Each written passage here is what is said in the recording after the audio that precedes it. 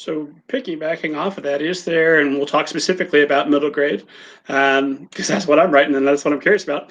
Um, is there a good rule of thumb ratio for how much description you need for dialogue? You don't want to have just dialogue for 5 pages like a Hemingway story, and it's just two talking heads against a green screen. But you don't want to over describe either. Is there a good ratio, or is it just kind of depend on a case by case circumstance?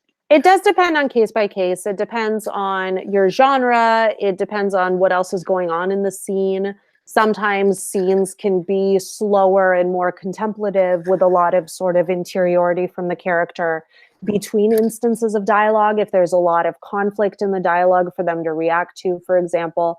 I do prefer less description chopping up dialogue.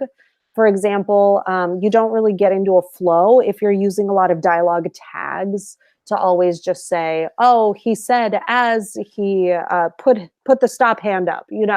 I don't necessarily think that dialogue needs a lot of scaffolding around So it. in an instance like that, would it just be better to say he put the stop hand up without the he said, or just eliminate the description altogether?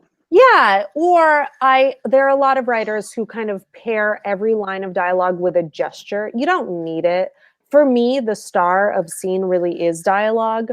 But I would say if you have a page where it's entirely dialogue, that's going to really catch your attention just visually when you're looking at your manuscript.